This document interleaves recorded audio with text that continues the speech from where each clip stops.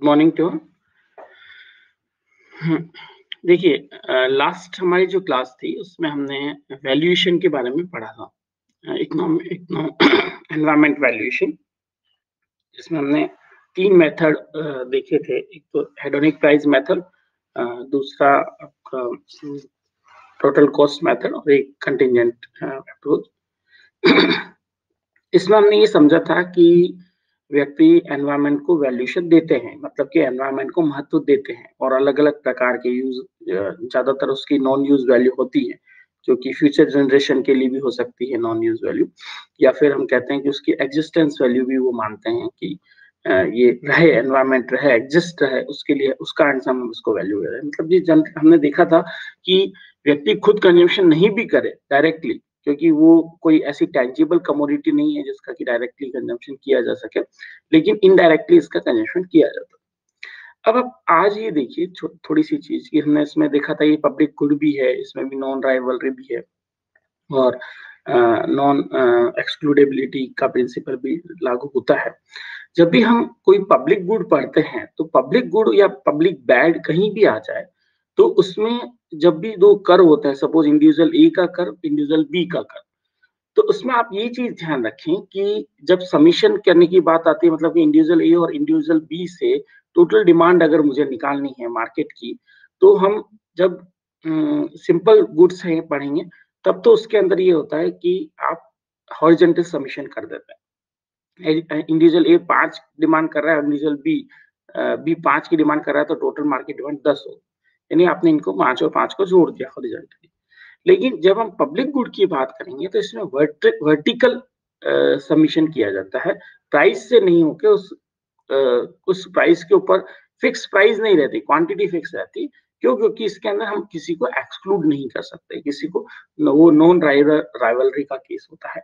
इस कारण से जो डिमांड रहेगी वो फिक्स रहेगी। यानी कि ये समझिए आप इसके अंदर कि जब भी इस प्रकार की पब्लिक गुड या पब्लिक बैड को हम देखते हैं, तो उसमें जब एग्रीगेट निकाला जाता है, वो एग्रीगेट वर्टिकल समीशन से निकाला जाएगा।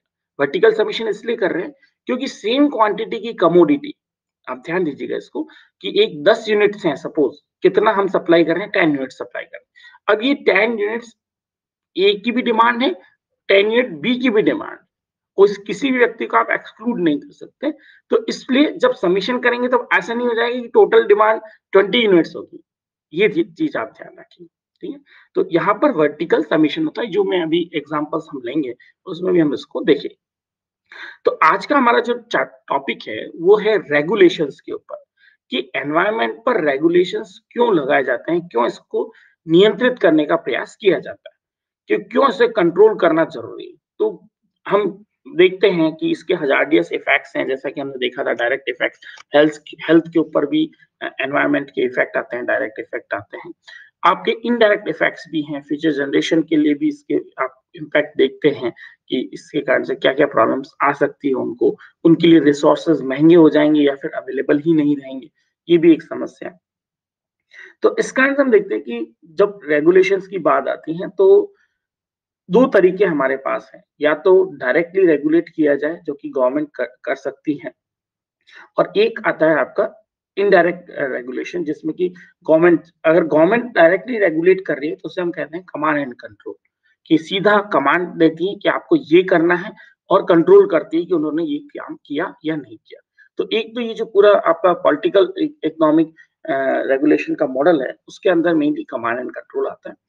दूसरा जो तरीका है उसमें 3-4 चीजें अलग-अलग प्रकार की आती है हमारी, वो है आपका मार्केट अप्रोच, यानी कि मार्केट किस प्रकार से सॉल्यूशन इन चीजों का निकालता है। मार्केट में जो मेन जो आज हम देखेंगे वो है आपका टैक्स और सब्सिडी। या तो मार्केट ये कर सकता है कि अब आप देखेंगे इसमें सब्सिडी कैसे दी जाती है।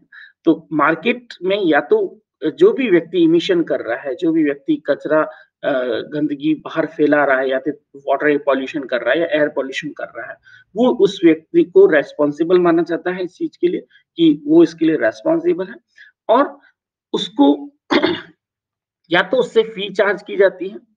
परंतु ये देखिए, फी चार्ज करना और ये जो सब्सिडी या फी चार्ज की हम बात कर रहे हैं यार, ये कोई इसका परमानेंट सॉल्यूशन नहीं।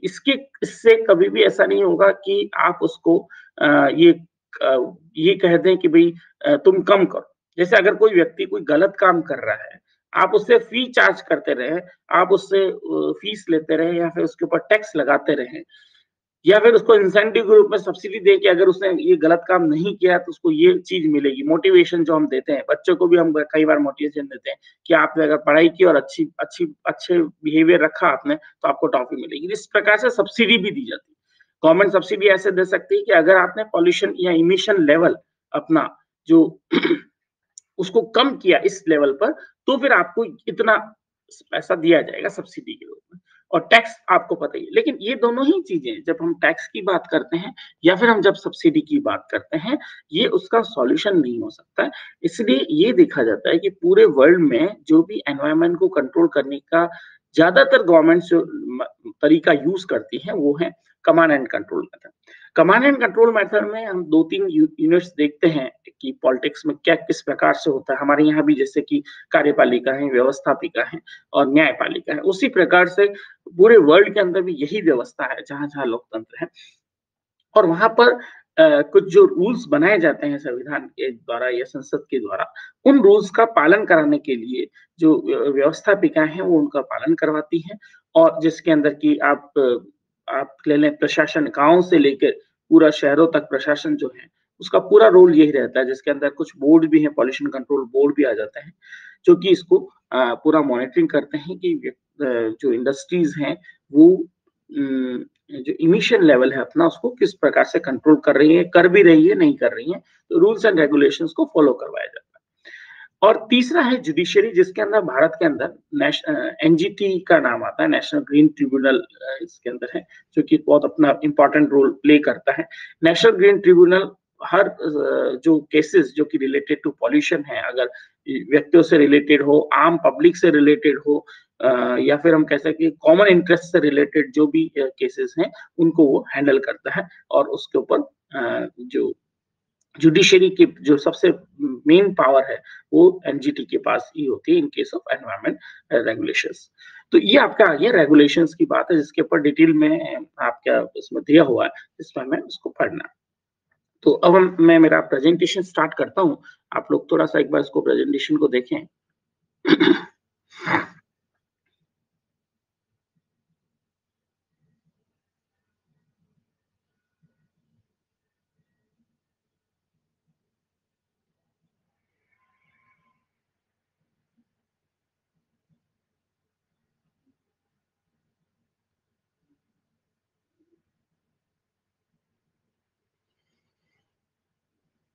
तो जैसा मैंने आपको बताया था कि 2 इंटरेस्ट ग्रुप होते हैं। रेगुलेशन क्यों ज़रूरी है?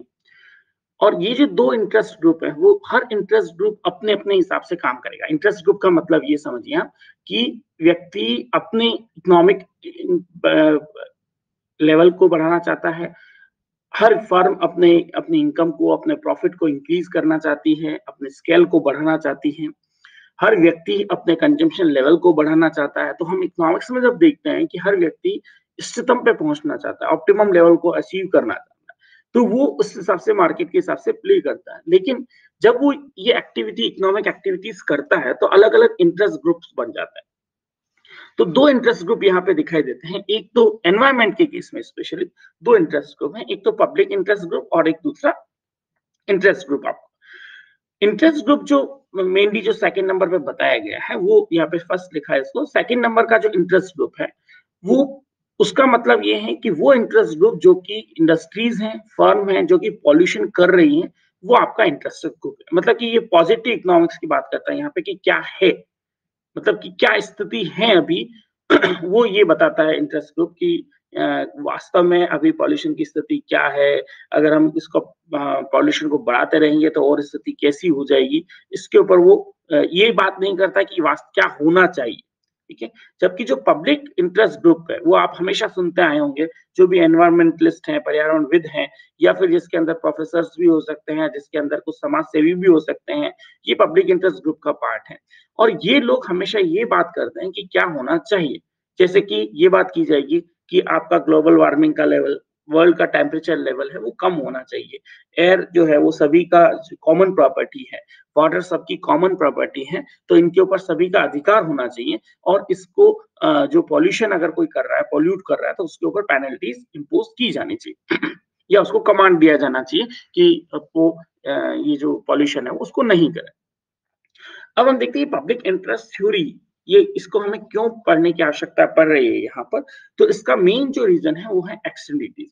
एक्सटर्नलिटीज के कारण या फिर पब्लिक गुड के कारण, इम्परफेक्ट इंफॉर्मेशन के कारण, एसिमेट्रिक इंफॉर्मेशन के कारण या इम्परफेक्ट कंपटीशन के कारण ये जो स्थितियां पैदा होती है, जिसके कारण से हम कह सकते हैं कि जो हमें इकोनॉमिक सॉल्यूशन मिलता है ड्यू टू मार्केट फेलियर, वो हमें एफिशिएंट सॉल्यूशन नहीं मिलता है। तो पब्लिक इंटरेस्ट थ्योरी इस बात के ऊपर जोर देती है, बहुत बड़ा इंटरेस्ट ग्रुप होता है ये, जो कि हमेशा इस बात के ऊपर जोर देता है कि कंज्यूमर को जो गुड्स और सर्विसेज भी चाहिए। देखिए, ऐसा नहीं कह सकते कि आप प्रोडक्शन बंद कर दीजिए, तो गुड्स एंड सर्विसेज की सप्लाई भी होनी चाहिए। और अब इसके अंदर पब्लिक इंटरेस्ट ग्रुप के अंदर जो गवर्नमेंट भी आती है, उसका रोल ये रहता है कि किस प्रकार से इंडस्ट्रियल डेवलपमेंट भी होता रहे, किस प्रकार से प्रोडक्शन भी होता रहे, किस प्रकार से लोगों को रोजगार भी मिलता रहे। ऐसा नहीं कि जो भी पॉल्यूशन कर रहे हैं उनको बंद कर दिया जाए फर्म को, तो कई लोग बेरोजगार हो जाएंगे। लेकिन वो जो रूल्स हैं, जिसके बेस पर धीरे धीरे धीरे करके आप पॉल्यूशन को अपने कंट्रोल लाएं, एक लिमिट लेवल डिसाइड किया जाता है कि इस लिमिट तक आपको पॉल्यूशन कर सकते हो, और उसके बाद में आपको पॉल्यूशन अगर किया जाता है तो आपके ऊपर टैक्स लगेगा या सब्सिडी लगेगी, या फिर इसके अंदर कुछ पॉलिसी जो अभी नहीं आ रही है आजकल, जो हम दो डिटेल में पढ़ेंगे, वो इसके ट्रेड को रिलेटेड भी है। तो इन तीनों चारों चीजों को हम थोड़ा सा डिटेल में देखेंगे कि किस प्रकार से पब्लिक इंटरेस्ट ग्रुप और जो इंटरेस्ट ग्रुप है वो आपस में एक दूसरे से कॉन्फ्लिक्ट करते रहते हैं, एक दूसरे को इम्प्रेस करते हैं, एक दूसरे को प्रेशर बनाते हैं और अपना काम करवाते हैं। ये कोशिश करते हैं कि वो बार्गेनिंग सिस्टम भी होता है इसके अंदर लॉबिंग सिस्टम भी होता है। जो भी फर्म्स हैं वो कभी भी ये नहीं चाहेगी कि वो अपना प्रोडक्शन लेवल को कम करें।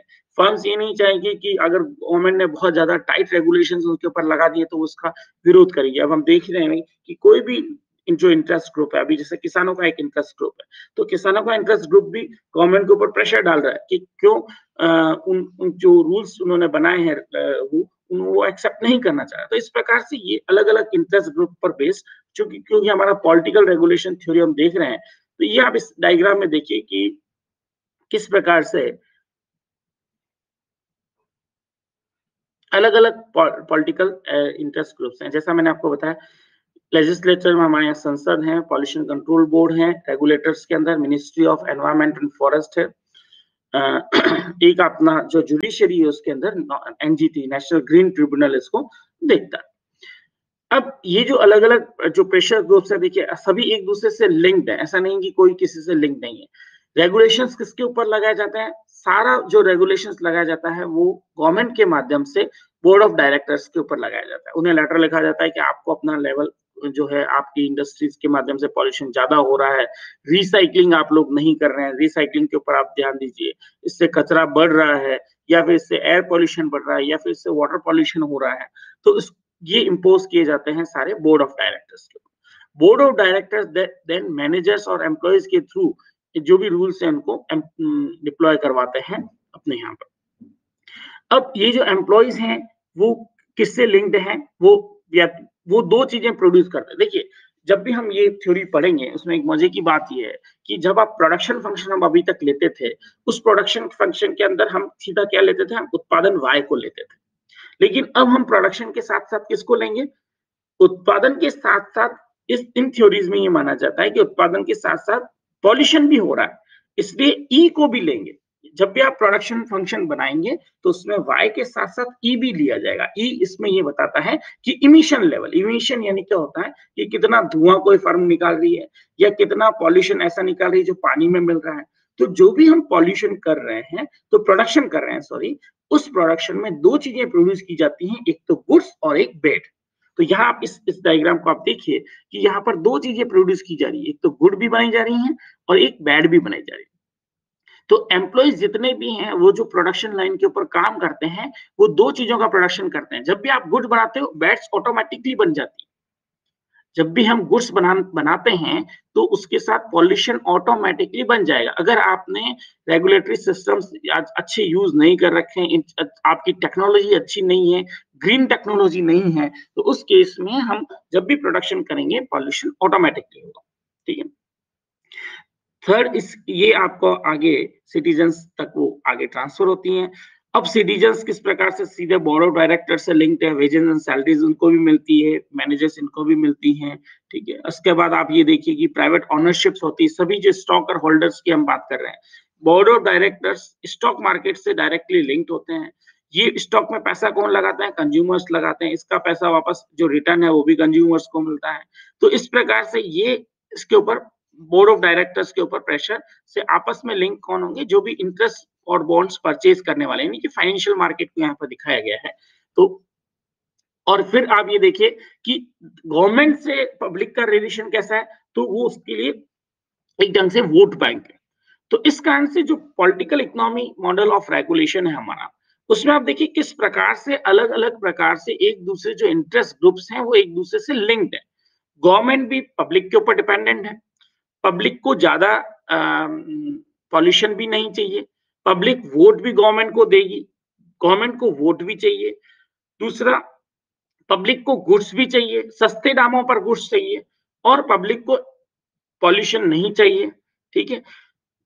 गवर्नमेंट जो रेगुलेशंस लगाती है बोर्ड के ऊपर लगाती है, बोर्ड को जो फाइनेंस करता है वो स्टॉक मार्केट करता है, या स्टॉक से पैसा आता है उनके पास, या तो गवर्नमेंट के थ्रू आता है या फिर कंज्यूमर्स के थ्रू आता है, डायरेक्टली बॉन्ड होल्डर्स के थ्रू आता है। तो ये भी इसके ऊपर एक प्रेशर ग्रुप का काम करते हैं। रेगुलेटरी जो गवर्नमेंट के रेगुलेशन है वो भी इनके ऊपर एक प्रेशर ग्रुप का काम करते हैं। इस प्रकार से आपस में एक दूसरे के ऊपर प्रेशर ग्रुप का काम किया जाता है। अब हम ये दूसरा पार्ट देखते हैं कि किस प्रकार से ये जो सेल्फ इंटरेस्ट ग्रुप है, सेल्फ इंटरेस्ट ग्रुप, इसमें जिसको मैंने नैरो ग्रुप बताया था अभी डायग्राम में, वो जो इंटरेस्ट ग्रुप है ये तो सारे पब्लिक इंटरेस्ट ग्रुप के पार्ट है। रेगुलेटर्स और लेजिस्लेटर्स और जुडिशरी, ये तीनों पब्लिक इंटरेस्ट ग्रुप के पार्ट है आपके, और इसमें कंज्यूमर भी आ जाते हैं कुछ हद तक, क्योंकि कुछ कंज्यूमर्स जो कि इंडस्ट्रीज से रिलेटेड हैं, वो कभी भी ये नहीं चाहेंगे कि इंडस्ट्रीज में जो इमिशन लेवल है उसको कम किया जाए या इंडस्ट्री के ऊपर पॉल्यूशन टैक्स लगाया जाए, वो कभी भी ये नहीं चाहेंगे।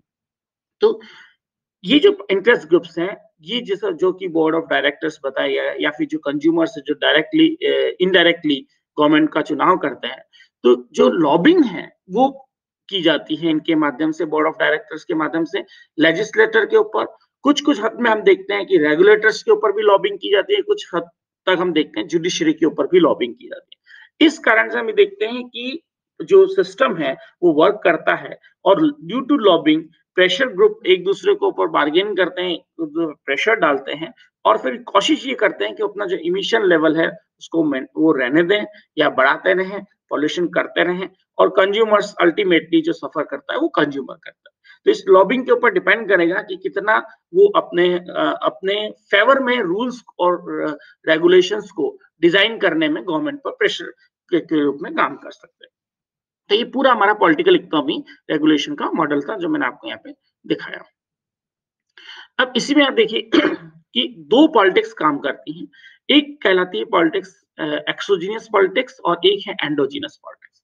तो आप इन प्रेशर ग्रुप थ्योरीज के ऊपर ही बेस्ड ये दोनों ही पॉलिटिक्स है। जो एक्सोजीनस पॉलिटिक्स, क्योंकि देखिए इकोनॉमिस्ट हैं तो इकोनॉमिक्स तो इसी ढंग से बात करेंगे, एक्सोजीनस और एंडोजीनस, इसलिए उन्होंने पॉलिटिक्स को भी एक्सोजीनस एंड एंडोजीनस बना दिया है। ये पूरा जो मेरा कंटेंट है वो मैंने लिया है कॉलस्टेड की जो बुक है intermediate environment economics, Oxford press की, उसमें ये पूरा दिया हुआ है एक्सप्लेनेशन, बहुत ही अच्छा एक्सप्लेनेशन है इसका। तो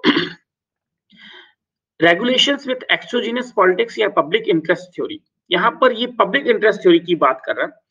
government as a regulator induce the firm to do right thing. Government या फिर जो भी हमारा पब्लिक इंटरेस्ट के जो लोग हैं, जिसमें तीन चीजें आ गई, आपकी लेजिस्लेटर आ गया, आपका संसद आ गई जो नियम बना रही है, गवर्नमेंट आ गई, या फिर रेगुलेटर्स आ गए जो कि नियम को लागू करवा रहे हैं, और जुडिशरी आ गई जो कि उसके ऊपर पेनलाइज कर रही है। तो government as regulator induces the firm to do right thing. हमेशा गवर्नमेंट चाहेगी कि जो भी इंडस्ट्रीज हैं वो सही काम करे, पॉल्यूशन कम करे, प्रोडक्शन अच्छा करे, और प्रोडक्शन जिस लेवल पे कर रही है उसके ऊपर उनके जो पॉल्यूशन का लेवल है उसको कम से कम किया जाए। With objective to maximise social welfare. और इनका ये भी ऑब्जेक्टिव है, ऐसा नहीं कि जो भी पॉल्यूशन कर रही है उन सभी फर्म को बंद कर दिया जाए, ये सॉल्यूशन नहीं। सॉल्यूशन में इन चीजों को बात को ध्यान रखना होगा कि कंज्यूमर का जो सरप्लस है और प्रोड्यूसर का जो सरप्लस है वो भी मैक्सिमाइज हो, यानी कि इकोनॉमी एफिशिएंट लेवल पर ऑपरेट करे, पैरेटो ऑप्टिमिलिटी की situation. And slight bias towards consumer surplus. Slight bias towards consumer surplus क्यों है? गवर्नमेंट थोड़ा सा कंज्यूमर की तरफ हमेशा बायस रहती है, इसलिए रहती है क्योंकि कंज्यूमर्स या वो are the vote bank for the government. तो इसलिए कंज्यूमर्स के फेयर में काम गवर्नमेंट करना चाहती है। हम देखते हैं कई बार कुछ गुड्स एंड सर्विसेज ऐसी होती है जो कि बहुत एसेंशियल हैं, तो उनको फ्री ऑफ कॉस्ट भी प्रोवाइड किया जाता है। तो यहाँ पर एनवायरमेंट के केस में एक्सोजीनस पॉलिटिक्स ये है, जो पब्लिक इंटरेस्ट ग्रुप्स हैं वो किस प्रकार से फर्म को इंड्यूस करते हैं, प्रेरित करते हैं। अब ये जो इंड्यूस करना है, प्रेरित करना है, उसी में आपकी 3-4 चीजें आ जाती हैं। या तो वो मार्केट फोर्सेस के थ्रू, मार्केट अप्रोच के थ्रू इंड्यूस कर सकते हैं, या फिर वो कमांड एंड कंट्रोल के थ्रू इंड्यूस कर सकते हैं। तो ये जो एक है, that is broad interest group theory या ब्रॉड इंटरेस्ट। यहाँ पे बहुत बड़ा इंटरेस्ट जुड़ा हुआ है, जो कि जैसा हमने देखा था वैल्यूएशन के केस में कि ये बेनोवेलेंट भी है, ये वाइकेरियस कंजम्पशन को भी हम वैल्यू दे रहे हैं। इसी कारण से ये जो इंटरेस्ट है वो बहुत बड़े लेवल पे आगे आने वाली पीढ़ियों को भी ध्यान में रखते हुए, तो ये जो हमारा रेगुलेशंस कहलाते हैं वो आपके हैं एक्सोजीनियस पॉलिटिक्स। अब हम देखेंगे एंडोजीनस पॉलिटिक्स क्या है। एंडोजीनस पॉलिटिक्स नैरो जो समूह है, नैरो समूह कौन सा हुआ? जो प्रोडक्शन कर रहा है, प्रोडक्शन करने वाले लोगों की संख्या ये जो दूसरे लोग हैं उनकी तुलना में बहुत कम है, कंज्यूमर्स की तुलना में बहुत कम है, एनवायरमेंटलिस्ट की तुलना में बहुत कम है। तो प्रोडक्शन करने वालों का भी अपने आप में एक समूह है जिसके अंदर सारी फर्म्स आ जाती हैं, सारी इंडस्ट्रीज आ जाती हैं। लेकिन चूंकि फर्म्स और इंडस्ट्रीज अलग अलग प्रकार के प्रोडक्शन कर रही हैं, कुछ फर्म्स और इंडस्ट्रीज ज्यादा पॉल्यूशन कर रही हैं, कुछ कम कर रही हैं, ठीक है, उनका अलग अलग प्रोडक्शन है, तो उस कारण से इनकी संख्या और भी कम हो जाती है। तो ये कहलाती है आपकी पॉजिटिव इंटरेस्ट थ्योरी, या फिर इसको कहा जाता है एंडोजीनस पॉलिटिक्स। मेरे उस वाले फर्स्ट जो स्लाइड थी उसमें उसको पॉजिटिव लिखना है, सेकंड वाले को आप ध्यान दीजिएगा, उसमें आप उसको पॉजिटिव इंटरेस्ट थ्योरी कर दीजिएगा। तो दो इंटरेस्ट थ्योरी हमारी, एक तो पब्लिक इंटरेस्ट थ्योरी और एक पॉजिटिव इंटरेस्ट। अब पॉजिटिव इंटरेस्ट थ्योरी में हम लोग क्या पढ़ते हैं, उसमें हम ये देखते हैं कि किस प्रकार से जो भी इंडस्ट्रियलिस्ट हैं वो चूंकि पब्लिक से भी रिलेटेड हैं, वो बोर्ड ऑफ डायरेक्टर्स जो हैं फर्म के, वो शेयर मार्केट से और बॉन्ड मार्केट से भी लिंक्ड हैं, फाइनेंशियली उनके ऊपर भी डिपेंड करते हैं, जो कि इनडायरेक्टली पब्लिक से ही आता है। और तीसरा, वो गवर्नमेंट के जो रूल्स एंड रेगुलेशन पर भी उनका प्रोडक्शन डिपेंड करता है। अगर गवर्नमेंट ज्यादा टैक्स इंपोज करेगी पॉल्यूशन के केस में, तो उस कंडीशन में उनकी जो कॉस्ट ऑफ प्रोडक्शन है वो क्या हो जाएगी? बढ़ जाएगी, मार्जिनल कॉस्ट भी बढ़ेगी, एवरेज कॉस्ट भी बढ़ेगी। अब हम आगे इसमें देखेंगे किस प्रकार से कॉस्ट बढ़ती है लॉन्ग रन या शॉर्ट रन के अंदर।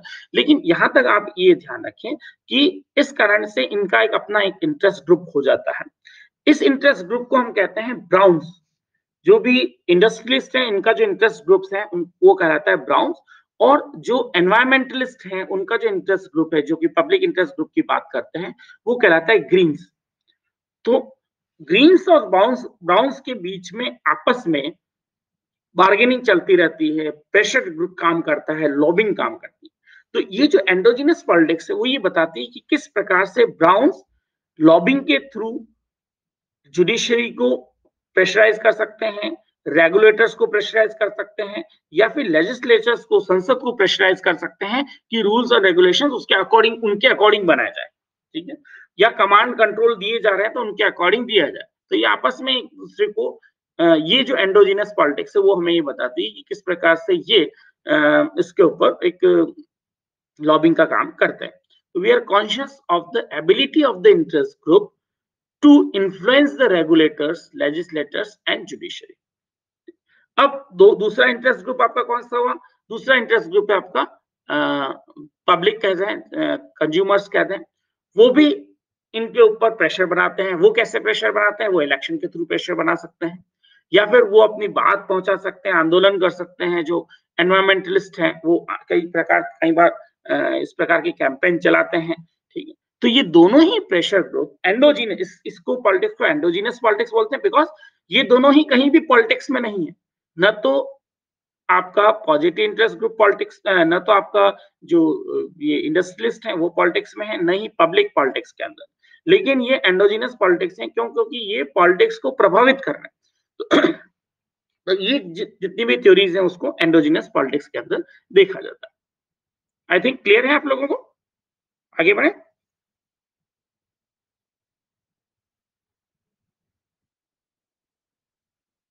ठीक। हाँ, अब नेक्स्ट देखिए कि किस प्रकार से रेगुलेशंस होते हैं।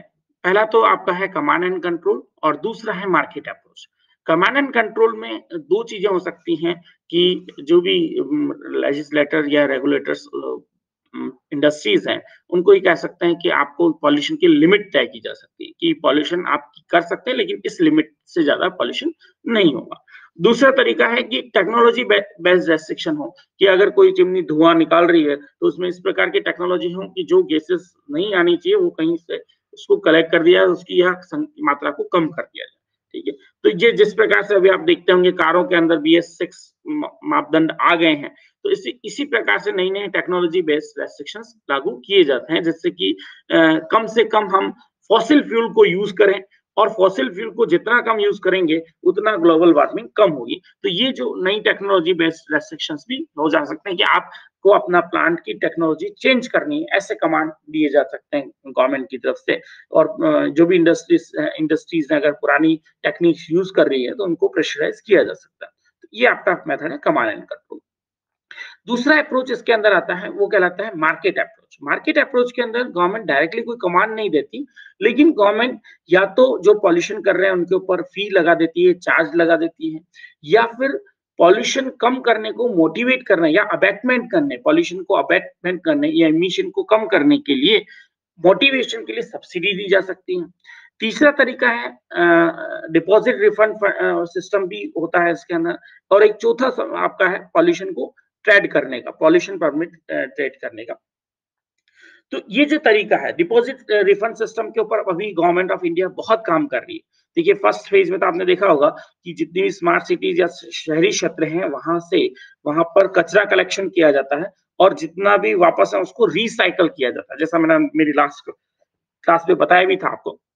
और अभी सेम चीज हर एक गांव में की जा रही है, यानी कि इससे जो स्वच्छ भारत मिशन है उसमें ODF फर्स्ट में जो टॉयलेट्स वगैरह बनवाई गई थी और लोगों को बाहर ओपन डिफिकेशन फ्री किया गया था पूरे कंट्री को।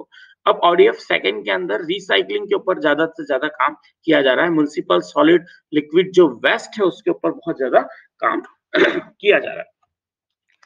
आप अगर हम ये रेगुलेशंस की बात कर रहे हैं तो आपकी जानकारी में ये होना बहुत आवश्यक है कि गवर्नमेंट ऑफ इंडिया जो ministry of environment and forest है या फिर आप NGT है जो कि इसको इम्प्लीमेंट कराती हैं, उनके द्वारा जो रूल्स बनाए गए हैं, नियम बनाए गए हैं, वो कौन कौन से ईयर्स के हैं, इसको थोड़ा सा आपको इसके बारे में जानकारी होना आवश्यक है। तो अगर आप के पास नहीं है तो मैं थोड़ा आपको शेयर कर देता हूँ।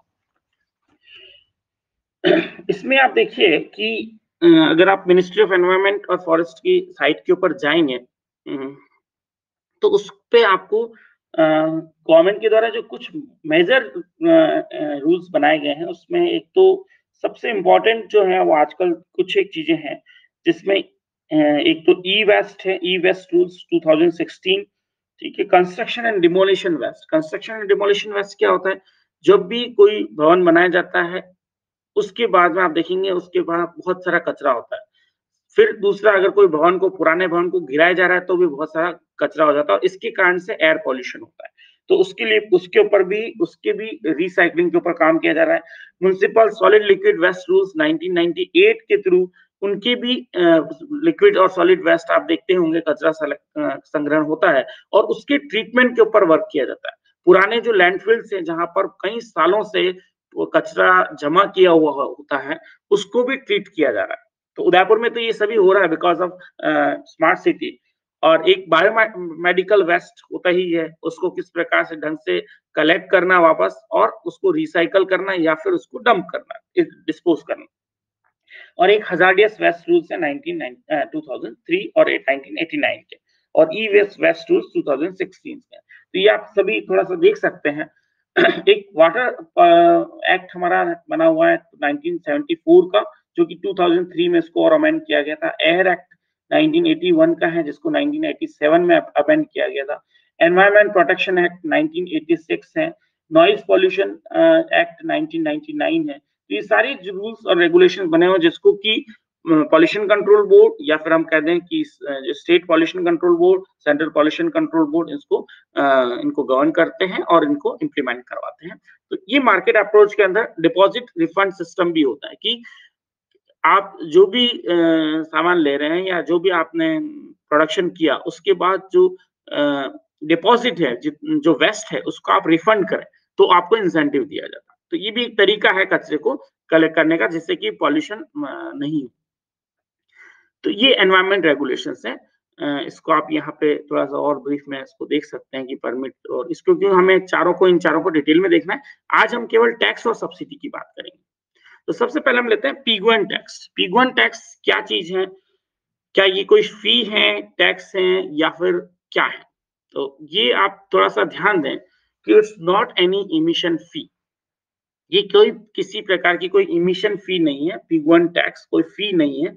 ये क्या चीज है उसको हमें थोड़ा सा विशेष ध्यान देना पड़ेगा, क्योंकि ये आपका सिलेबस का पार्ट भी है और बहुत इंपॉर्टेंट है इसमें। It's just the marginal saving from the emission at the optimum emission level. Firm का जो ऑप्टिमम इमिशन लेवल है, इष्टतम जो इमिशन लेवल, इमिशन का मतलब है इमिशन मतलब कि निकालना है ना, कचरा जो निकलता है वो गंदगी निकालना है। ये लिक्विड वेस्ट भी हो सकता है, ये आपका धुआं के रूप में भी हो सकता है इमिशन, है ना। तो जो भी आप प्रोडक्शन के साथ में कर रहे हैं, उसको मैंने इसलिए बताया कि प्रोडक्शन फंक्शन ही हमारा चेंज रहेगा। हम वाई गुड्स का प्रोडक्शन करते हैं तो वाई तो हमें दिखती है, लेकिन उसके साथ साथ ई नहीं दिखता है, तो ई को भी यहाँ पे कंसिडर किया जाएगा। तो मार्जिनल सेविंग क्या है? अब ये आपके दिमाग में आ रहा था, ये मार्जिनल सेविंग और सेविंग कहां से आ गई? देखिए, अगर मैं किसी फर्म को फ्री कर दूं कि तुम्हारी मर्जी है जितना आप पॉल्यूशन करिए, ठीक है, तो सोसाइटी के रेफरेंस में अगर देखा जाए तो उस फर्म के ऊपर जब हम कॉस्ट की बात करते हैं तो दो कॉस्ट आती है। एक तो आती है आपकी सोशल कॉस्ट होती है, और एक आती है आपकी प्राइवेट कॉस्ट। तो अगर फर्म को फ्री कर दिया जाए, आप चाहे जितना भी प्रोडक्शन करें, तो पूरी कॉस्ट किसके ऊपर आ जाएगी? इस इमिशन की सोशल कॉस्ट। तो सोशल कॉस्ट आ रही है, इसका मतलब जो सोशल कॉस्ट और प्राइवेट कॉस्ट में जो डिफरेंस आ रहा है, दैट इज सेविंग। ये उस फर्म की सेविंग हो गई। अगर हमने उसके ऊपर कोई रेगुलेशन नहीं लगाए और हमें पता ही नहीं है कि एनवायरमेंट को हमें रेगुलेट करना है, एनवायरमेंट को हम रेगुलेट कर ही नहीं रहे हैं, तो फर्म क्या कर रही है? प्रोडक्शन करती जा रही है, प्रोडक्शन को प्रोडक्ट जो है वो सस्ते में दे दी जा रही है, बनाती जा रही है और पॉल्यूशन करती जा रही है। नदियां भी गंदी करती जा रही हैं और एयर को भी पॉल्यूट करती जा रही है। लेकिन इस कंडीशन के अंदर उनको अगर इनडायरेक्टली देखा जाए तो वो पैसा जो बच रहा है उनके पास, प्रॉफिट जो उनका आ रहा है, उस वो प्रॉफिट बिकॉज ऑफ इसलिए आ रहा है क्योंकि हमने उसके ऊपर रेगुलेशंस नहीं लगाए, और उसी प्रॉफिट को कहा जाता है सेविंग। तो अब यहाँ पर ये आता है कि अगर हम इमिशन फी हम लगाते हैं तो हम ये इमिशन फी क्या चीज कम कर देगी? इंडस्ट्रीज की मार्जिनल सेविंग को कम कर देगी। जितना ज्यादा आप वो प्रोडक्शन करेंगी, उतना उनकी मार्जिनल सेविंग क्या हो जाएगी? कम हो जाएगी। जितना ज्यादा वो इमिशन करेगी, उतनी ज्यादा उनकी मार्जिनल सेविंग क्या हो जाएगी? कम हो जाएगी। तो इस ढंग से आपको इसको देखना पड़ेगा। तो यहाँ पर पिगुएन टैक्स केवल ये बताता है कि ऑप्टिमम इमिशन लेवल के ऊपर हमारा जो मार्जिनल सेविंग है वो क्या है, वही आपका पिगुएन टैक्स है।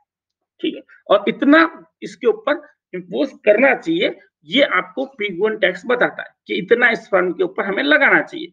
तब जाके ये क्या होगा कि इसका जो प्रोडक्शन का जो लेवल है वो भी, जो सॉरी इमिशन का जो लेवल है वो ऑप्टिमम है। अब हमें ये देखना है कि हम ये ऑप्टिमम लेवल हम कैसे डिसाइड करें। तो ऑप्टिमम लेवल किससे डिसाइड होगा? इमिशन से होता क्या है? इमिशन से सोसाइटी को डैमेज होता है। डैमेज का मतलब उसको कुछ ना कुछ हानि हो रही है। तो इसलिए हमें सोसाइटी का जो एक डैमेज फंक्शन है वो बनाना पड़ेगा इसके अंदर। अब सोसाइटी का डैमेज फंक्शन हम कैसे बनाएं? और ये जो हमारा पिगुएन टैक्स है वो उसी पॉइंट के ऊपर आपका जो ऑप्टिमम होगा, जहां पर पूरी सोसाइटी के जो डैमेज फंक्शन है, सिग्मा एमडी में जो लिखा मार्जिनल डैमेज फंक्शन, तो जितने मार्जिनल डैमेज फंक्शन है, क्योंकि सोसाइटी के अंदर अलग अलग व्यक्ति हैं, उन सभी के डैमेज फंक्शन का हमें जो समीशन है वो आपका आ जाएगा सिग्मा डैमेज फंक्शन। और वो उसको आप करिए मार्जिनल सेविंग जो है से इक्वेट करिए तो ये आपका कहलाएगा पीक 1 लेवल। तो MS to the marginal saving to the firm from pollution is equal to marginal damage from the pollution over the entire population। पूरी population का हम marginal damage function को इसलिए समीशन कर रखा है। तो ये जहां पर इक्वल होते हैं उस इमिशन लेवल, ये जो QE है वो इमिशन लेवल को बता रहा है।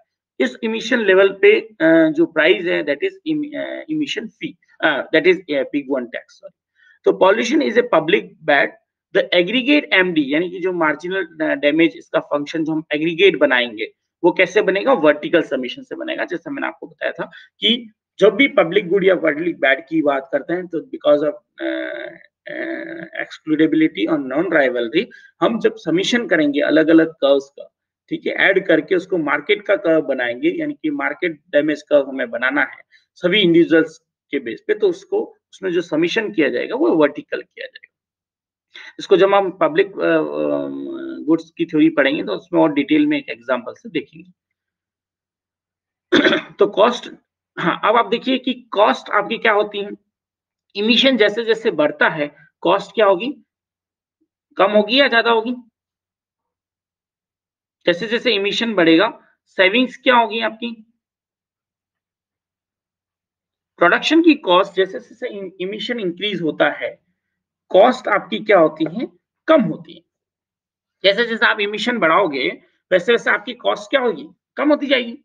और जैसे जैसे हम अपना इमिशन बढ़ाएंगे हमारी जो सेविंग्स है वो भी क्या होती जाएगी, कम होती जाएगी। ठीक है, तो यहाँ इन दोनों को अभी कर्व से आप देखेंगे, मार्जिनल सेविंग हमारी क्या होगी, the saving from the emitting 1 more unit of pollution, एक इकाई पॉल्यूशन को बढ़ाने से जितनी हमारी सेविंग कम हो रही है दैट इज मार्जिनल सेविंग, जो हमारी सेविंग है वो मार्जिनल। फिर आपका एमिशन फी या फिर जो आप इक्विलिब्रियम कहाँ होगा आपका, एक आप ये कह सकते हैं कि जो मार्जिनल सेविंग है वो मार्जिनल कॉस्ट का इसमें क्या होगी, अपोजिट होगी। मार्जिनल सेविंग कर्व और मार्जिनल कॉस्ट कर्व अपोजिट होता है। इसमें जनरली जो मार्जिनल कॉस्ट कर्व है वो नेगेटिव होता है और नेगेटिव मार्जिनल कॉस्ट कर्व के कारण आपको मार्जिनल सेविंग कर्व बनाना पड़ता है। जो सेविंग कर्व मैंने बताया आपको कि मार्जिनल कॉस्ट ऑफ अबैटमेंट है, कम करने की जो कॉस्ट आ रही है आपको। सेविंग आपकी सीधी, अगर मैंने इमिशन के ऊपर आपका चार्ज लगा दिया तो आपकी वो जो पैसा है वो कहां से जा रहा है, आपकी सेविंग्स में से कम हो रहा है। ठीक है। और जैसे जैसे हम इमिशन बढ़ाते जा रहे हैं अगर हमारे पास चार्ज नहीं है तो हमारी कॉस्ट क्या होती जाएगी, डिक्रीज होती जाएगी। लेकिन अगर उसके ऊपर चार्ज लगा दिया जाएगा तो कॉस्ट आपकी क्या हो जाएगी, बढ़ जाएगी, आपको कॉस्ट ज्यादा पे करनी पड़ेगी, तो आपकी सेविंग्स वो कम कर देगी। तो damage to individual increases as emission increase, और इस साथ सेम चीज डैमेज के साथ भी, जैसे जैसे इमिशन बढ़ेगा वैसे वैसे इंडिविजुअल व्यक्ति का जो डैमेज है वो भी क्या होगा, बढ़ेगा और वो ज्यादा हो जाएगा। बहुत ज्यादा अगर पॉल्यूशन हो रहा है या इमिशन हो रहा है तो डैमेज आपका बहुत ज्यादा हो जाएगा। तो the efficient level of emission is where जो मार्जिनल डैमेज है to society equals to marginal saving of firm, and this is sorry pigouvian 1 tax. ये भी थोड़ा सा इसमें गलत से किया, दिस इज पीक 1 टैक्स। इस कर्व से आप इसको देख सकते हैं, तीनों ही कर्व यहाँ पे ड्रॉ किए हुए हैं, इसको छुपा देता हूं। हाँ देखिए ये ओरिजिन है, जीरो है हमारा, ये आपका मार्जिनल कॉस्ट फंक्शन है फर्म का। ये इमिशन के साथ बताइए, देखिए ये नेगेटिव क्यों बना है, क्योंकि ये बैड कमोडिटी। और इस मार्जिनल कॉस्ट का जैसा मैंने अभी आपको बताया था जस्ट ऑपोजिट आपका होगा मार्जिनल सेविंग, लेकिन मार्जिनल कॉस्ट नेगेटिव होता है लेकिन मार्जिनल सेविंग आपकी क्या होती है, पॉजिटिव होती है। इसको आप यहां से समझिए ऐसे कि एक कोई फर्म प्रोडक्शन कर रही है, इमिशन भी कर रही है और प्रोडक्शन भी कर रही है। अगर मैंने उसके ऊपर बिल्कुल भी इमिशन टैक्स नहीं लगा, हम यहां पर है, ये एरो दिखता है ना आपको या नहीं दिखता है, ये एरो दिखता है आपको, हाँ ठीक, हाँ वही इसीलिए मैंने कहा मैं इस एरो से बता रहा हूँ तो आपको दिख रहा है कि नहीं दिख रहा। चलिए ये जो ओरिजिन है, अगर फर्म का इमिशन लेवल, फर्म के ऊपर इमिशन के केस में गवर्नमेंट बिल्कुल रेगुलेशन नहीं लगाती, कोई रेगुलेशन नहीं है, तो उस केस में हम यहाँ पर हैं। उस केस में फर्म की कोई मार्जिनल कॉस्ट आपकी कितनी आ रही है, देखिए ये आपकी मार्जिनल कॉस्ट है। नेगेटिव के अंदर सबसे ज्यादा ये आप इसको उस ढंग से समझना पड़ेगा आप क्योंकि ये दिखाई नहीं देगा। कोई चीज़ नेगेटिव, क्योंकि नेगेटिव तो मैंने बना रखा है, इसलिए बना रखा है कि ये बैड है, गलत चीज़ है इसलिए। तो ये नेगेटिव के केस में बहुत ज़्यादा है, मतलब कि आपकी मार्जिनल कॉस्ट बहुत ज़्यादा है। जैसे-जैसे इमिशन बढ़ेगा, मार्जिनल कॉस्ट क्या होती जाएगी? बढ़ती जानी है। मार्जिनल कॉस्ट यहाँ पे ये नेगेटिव है, देखिए इसको आपको इसलिए उसको देखना पड़ेगा आपको कि नेगेटिव में ये नेगेटिव मार्जिनल कॉस्ट है। अब -10 और -5 में से कौन बड़ा है बताइए?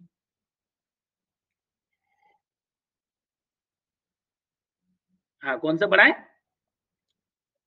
हाँ, कि किसी को कन्फ्यूजन तो नहीं है -10 बड़ा है? तो हाँ, हाँ, तो इसका मतलब मैं तो ये बोल रहा हूँ कि जैसे-जैसे इमिशन लेवल बढ़ेगा, मार्जिनल कॉस्ट बढ़ेगी, समझ में आ रहा है ना आपको? दिखता तो है ना, डायग्राम दिख रहा है ना इसमें? हाँ, नहीं दिख रहा तो है लेकिन अंदर से दिखना पड़ता है, दिमाग से इसको, आँखों से नहीं। तो दिमाग से दिख रहा है ये कि भई जैसे-जैसे इमिशन लेवल हमारा बढ़ रहा है, वैसे-वैसे हमारी मार्जिनल कॉस्ट बढ़ रही है ना? ये घट यूँ डायग्राम यूँ दिख रहा है, यूँ नहीं है सर ये तो घटती जा रही है ना, ज़ीरो हो गई, ऐसा नहीं है ना? तो ये मार्जिनल कॉस्ट हमारी बढ़ रही है, क्यों? क्योंकि पहले जैसे -10 थी मार्जिनल कॉस्ट, अब -5 हो गई, तो क्या हो गई? बढ़ गई ना? फिर वापस -3 हो गई, तो क्या हो गई? और बढ़ गई। फिर -2 हो गई तो और बढ़ गई, ठीक है? अब इसका इससे हम क्योंकि निकाल नहीं पाएँगे मार्जिनल कॉस्ट से, इसलिए हम क्या बनाते हैं, एक कर्व बनाते हैं मार्जिनल सेविंग का, जो जस्ट इसका रेसिप्रोकल है, जस्ट उसका उल्टा है, minus MS is equal to minus MC, ये समझ लीजिए आप कि जो मुझे मार्जिनल कॉस्ट आ रही है वही मेरी क्या है, मार्जिनल सेविंग है। कि उस समय में अगर मेरा इमिशन लेवल बिल्कुल भी नहीं है तो मैं इतना पैसा बचा रहा हूँ। -10 मेरी मार्जिनल कॉस्ट आ रही है उस समय, लेकिन मेरे को इतना 10 रुपए क्या हुआ, मेरा बच रहा है। अगर इमिशन नहीं है तो 10 करोड़ सपोज फर्म बचा लेती, तो वो उसकी मार्जिनल सेविंग है। जैसे-जैसे इमिशन बढ़ेगा, बॉन्ड की मार्जिनल सेविंग क्या होती जाएगी, कम होती जाएगी। ठीक है? तो ये इसलिए आपको ये डायग्राम, इसलिए मैंने कहा ये समझना पड़ेगा आपको। तो ये 2 डायग्राम तो ये होगा। ये तो दोनों ही बता रहे हैं, यानी हम जब भी अब बनाएँगे, ये हम इस मार्जिनल कॉस्ट को नहीं बनाएँगे। अब आगे से हम आपके केवल मार्जिनल सेविंग कर्व ही बनाऊँगा मैं। तो अब आपको क्योंकि पता पड़ गया है मार्जिनल सेविंग आ कहाँ से रहा है। तो ये मार्जिनल सेविंग किसकी है? फर्म की। जैसे-जैसे उसका इमिशन लेवल बढ़ता है, उसकी मार्जिनल सेविंग कम होती जाती है। क्यों? क्योंकि उसके ऊपर उसको जो पे करना पड़ रहा है, वो ज़्यादा है। सोसाइटी के ऊपर उसका बर्डन बढ़ता जा रहा है, जैसे-जैसे इमिशन बढ़ रहा है। ठीक है? तो ये कहीं न कहीं उसकी सेविंग में से ही जाएगा। अब दूसरा हम देखते हैं मार्जिनल डैमेज को। डैमेज फंक्शन किनके लिए है? कंज्यूमर्स के लिए। उन्हें क्या होता है, या पूरी सोसाइटी के लिए, पूरी पब्लिक के लिए, हर एक व्यक्ति के लिए, क्योंकि कहीं एक जगह भी इमिशन होता है और वो बढ़ता है, तो उसका इम्पैक्ट पूरे ग्लोब के ऊपर आ जाता है, अगर ग्लोबली देखा जाए। तो जो रिसोर्सेज हैं, ग्लोबली कॉमन प्रॉपर्टीज हैं, उनको आइडेंटिफाई करना भी एक प्रॉपर्टी राइट्स में सबसे बड़ी समस्या है, कि गवर्नमेंट अपने-अपने कंट्री तक तो देख सकती है, और कोई भी गवर्नमेंट अपने कंट्री में जब देख रही है, देखिए ये जो एनवायरनमेंट है, बिल्कुल अलग प्रकार की कमोडिटी, इसके इम्पैक्ट ग्लोबल पड़ते हैं। कि कुछ चीजों में तो जैसे ठीक है, अपने मैंने मैंने अच्छा गार्डन बना दिया, तो मेरे अच्छे गार्डन से हितेश को क्या लेना देना बताओ। लेकिन जब हम इंटरनेट पे आ जाते हैं, मैं पढ़ा रहा हूँ, तो उससे आप सभी को बेनिफिट हो सकता है। तो सेम कमोडिटी, ये जो चीज है एनवायरनमेंट की, वो ग्लोबल है। कहीं भी आपने अगर पॉल्यूशन बढ़ाया तो उसका इम्पैक्ट सब जगह आएगा। कहीं भी आप अच्छा काम कर रहे हैं तो उसका इम्पैक्ट लॉन्ग टर्म में भी सब जगह आएगा। तो अगर पॉल्यूशन बढ़ता जाता है तो उसका डैमेज सोसाइटी को है, उससे किसको भुगतना पड़ रहा है, सोसाइटी को। तो सोसाइटी की जो कर्व बनता है उसको कहला है मार्जिनल डैमेज कर्व। अब मार्जिनल डैमेज कर्व भी आप देखिए कि अगर इमिशन लेवल कम है तो सोसाइटी को कोई ज्यादा फर्क नहीं पड़ रहा, लेकिन जैसे जैसे इमिशन लेवल बढ़ रहा है, सोसाइटी के लिए मार्जिनल डैमेज क्या हो रहा है, बढ़ता जा रहा है। लेकिन यहाँ आप देखिएगा, इनका स्लॉप एकदम मैंने यूं खड़ा नहीं बना दिया, यूं नहीं बना दिया, इसलिए नहीं बनाया क्योंकि सोसाइटी चाहती प्रोडक्शन भी होता रहे और पॉल्यूशन भी होता रहेगा, लेकिन ऐसा नहीं कि बिल्कुल प्रोडक्शन आप बंद कर दो। क्यों? क्योंकि प्रोडक्शन भी सोसाइटी कर रही है, पब्लिक ही कर रही है, उन्हीं को नुकसान है। तो इसलिए कर इस प्रकार से बने हुए हैं, और इन सभी करों को मिलाकर जितने भी पब्लिक है, यहाँ पर केवल 2 बता रखे हैं, ऐसे हजारों लाखों करोड़ों करोड़ों ने, उन सबको मिला के हम पूरी जो सोसाइटी है उसका मार्जिनल डैमेज कर्व बना दिया। और ये जो मार्जिनल डैमेज कर्व जिस पॉइंट के ऊपर, जहां पर ये पॉइंट आ रहा है आपका, जहां पर मार्जिनल सेविंग कर्व को इंटरसेक्ट करता है, ये ना तो सप्लाई कर्व है ना डिमांड कर्व, ये ध्यान रखिएगा, डैमेज कर्व है और डैमेज कर्व आप इसमें और भी चाहें तो हिंदी में लिखना चाहें तो लिख लें कि marginal damage curve of public and marginal saving curve of firm, ये फर्म का एमएस कर्व इस फर्म का है, ये दोनों जहां इंटरेक्ट करते हैं वो हमारा ऑप्टिमम लेवल ऑफ इमिशन कहलाता है। और इस ऑप्टिमम लेवल ऑफ इमिशन के ऊपर जो आपका फी आ रही है वो दैट इज ऑप्टिमम प्राइस या ऑप्टिमम फी कह दीजिए आप इसको, या ऑप्टिमम चार्ज, यानी कि ये कहता है कि ऑप्टिमम चार्ज ये कितना लगाया जाना चाहिए। आपको पी1 टैक्स केवल ये बताता है कि हम किस प्रकार से डिसाइड करें कि एक फर्म के ऊपर जो इंडस्ट्री को पूरा डैमेज कर रही है पॉल्यूशन करके, इमिशन करके, उससे कितना चार्ज वसूल किया जाना चाहिए, केवल इतना सा बताओ। ठीक है, ये कोई फी नहीं कि इतनी फी लगा दो, इस अगर आप ऐसा करोगे तो ये ऑप्टिमम लेवल को बता रहा है। ऑप्टिमम लेवल किसके ऊपर? मार्जिनल सेविंग और मार्जिनल डैमेज फंक्शन के जो इंटरसेक्शन है उसके थ्रू ये कैलकुलेट करना बताता है। इसको हम कहते हैं पी1 टैक्स। तो इस पी स्टार को क्या बोलते हैं? पी1 टैक्स। तो पी1 टैक्स क्या हो गया? पी1 tax is the optimum charge for or on emission where marginal damage function curve of the public is equal to marginal saving of the firms। ठीक है, ये आपका इसका, इसी को हम अलग ढंग से और भी देखेंगे अभी। अब आप इसको एक अलग कंसेप्ट से समझिए जिसमें अलग तरीके से आप इसको देखने की कोशिश कीजिए, जो कि आपका पब्लिक फाइनेंस में या फिर आपने मैक्रो इकोनॉमिक्स में पढ़ा होगा जब आप पब्लिक गुड पढ़ते हैं, कि मार्जिनल सोशल बेनिफिट और मार्जिनल प्राइवेट कॉस्ट। ठीक है, ये हमारा कॉम्पिटिटिव आउटपुट था। कोई भी फर्म है उसका जो कॉम्पिटिटिव आउटपुट होगा वो किस पॉइंट के ऊपर होता है? ये पूरा वो पैरेटो से लिया हुआ है, ये वो आउटपुट लेवल होता है। ये जो ऊपर है उसको आप देख लें, production and P one tax. Production कितना करना है फर्क। अब यहाँ पे उसमें तो हमने क्या किया है, इससे पहले वाले सेक्शन में हमने केवल पी1 टैक्स का लेवल बताया वो कैसे डिसाइड होगा। अब हम बता रहे हैं उसके ऊपर प्रोडक्शन कितना हो। ठीक है, तो उसके ऊपर प्रोडक्शन कैसे देखा जाता है? उसके ऊपर प्रोडक्शन देखने के लिए आपको एक तो ये देखना है कि पहला हमारा जो आउटपुट लेवल होता है, कॉम्पिटिटिव आउटपुट लेवल, वो वहां पर होता है किसी भी फर्म के लिए। इसमें आप लोग, ये मैं मान के चल रहा हूँ कि आप ये जानते हैं कि how the social cost is different from the private cost. ठीक है, इसमें एक एक्सटर्नल कॉस्ट और जुड़ी हुई है। तो जहां पर marginal social benefit is equal to marginal private cost होता है, वो आपका कॉम्पिटिटिव आउटपुट। अगर लेकिन डिमिशन होगा और वो नेगेटिव हमारी एक्सटर्नलिटीज मिलेगी सोसाइटी को, तो उस केस में ये हमारा कॉम्पिटिटिव आउटपुट पॉइंट नहीं आएगा। क्यों नहीं आएगा? क्योंकि हमारे जो मार्जिनल सोशल कॉस्ट होती हैं वो मार्जिनल, सॉरी ये ऊपर कॉम्पिटिटिव आउटपुट आपको गलत बता रखा है। Marginal social cost is equal to marginal private cost है ना, यहाँ पर आपका कॉम्पिटिटिव आउटपुट होगा। और उस केस में आपका क्या हो जाएगा? Marginal social cost is greater than marginal private cost हो जाएगा। अगर हम नेगेटिव एक्सटर्नलिटीज की बात करें, जैसा कि अभी इमिशन का हम केस पढ़ रहे थे, तो इमिशन के केस में क्या होगा कि जो सोशल कॉस्ट होगी वो उसकी ज्यादा आएगी प्राइवेट कॉस्ट की तुलना में। इसी कारण से प्राइवेट को तो क्या मिल रही थी? सेविंग। तो ये हमारा यहाँ पर इसलिए कहा जाता है कि मार्केट फेलियर हो गया, कि marginal social cost is greater than marginal private cost. तो सोसाइटी को इसका बर्डन ज्यादा आ रहा है। जब भी देखिए इस प्रकार के मॉडल में अगर नेगेटिव एक्सटर्नलिटीज होती हैं और सोसाइटी के ऊपर बर्डन ज्यादा आता है, तब क्या होगा बताइए? और आप रेगुलेशन नहीं कर रहे हैं, तब प्रोडक्शन क्या होगा? ज्यादा होगा। टू मच प्रोडक्शन, बहुत ज्यादा प्रोडक्शन होगा। क्यों होगा? क्योंकि जो भी प्रोड्यूसर्स हैं वो एंजॉय कर रहे हैं, उनको मजा आ रहा है, यार ठीक है अपन पॉल्यूशन कर रहे हैं लेकिन वो कॉस्ट में हमारी रिफ्लेक्ट नहीं हो रहा है, हमें उसके लिए पे नहीं करना पड़ रहा है, तो आप ज्यादा करेंगे। ठीक है, जैसे कि एक नॉइज पॉल्यूशन कर रहा है कोई व्यक्ति और उसके ऊपर आप कोई कमांड एंड कंट्रोल के थ्रू या कोई चार्ज इसके ऊपर इंपोज नहीं करते हो, देन उस केस में उसको और ज्यादा मजा आएगा और वो नॉइज पॉल्यूशन करेगा। ये वैसा ही है। इस कारण से जहां पे चूंकि सोशल कॉस्ट हमारी ज्यादा आ रही है प्राइवेट कॉस्ट के कंपैरिजन में, तो फर्म को लगेगा मुझे बहुत अच्छा प्रॉफिट हो रहा है। ठीक है, इस कारण से फर्म क्या करेंगी? ज्यादा प्रोडक्शन करेंगी। लेकिन जैसे ही हम इसके ऊपर रेगुलेशन लगाते हैं और तो हमारा जो एफिशिएंट लेवल ऑफ आउटपुट होगा वो आपका कहां पर आएगा? वो वहां पर आएगा जहां पे marginal social benefit is equal to marginal social cost होगा।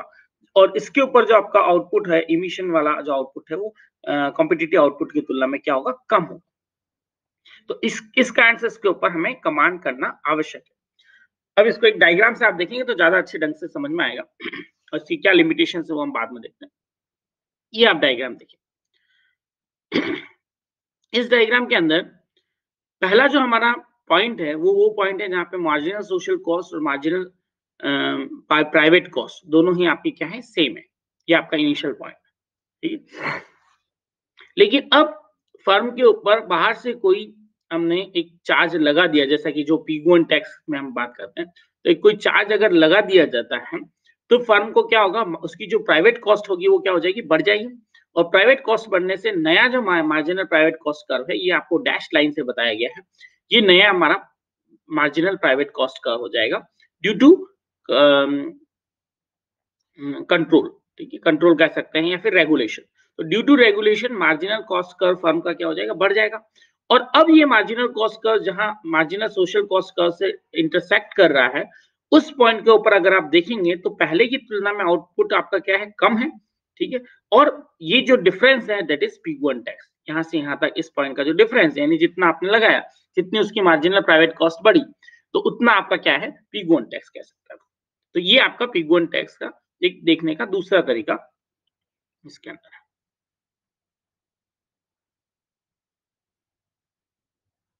हाँ, अब आप इसके P1 टैक्स के यहाँ पे देखिए लिमिटेशन। इसको आइडेंटिफाई करना डिफिकल्ट है क्योंकि हमें एक्सटर्नल कॉस्ट के बारे में पता नहीं होता, इसलिए हम लेवल ऑफ टैक्स का पता नहीं कर सकते हैं कि मार्जिनल एक्सटर्नल कॉस्ट मेरी कितनी आ रही है।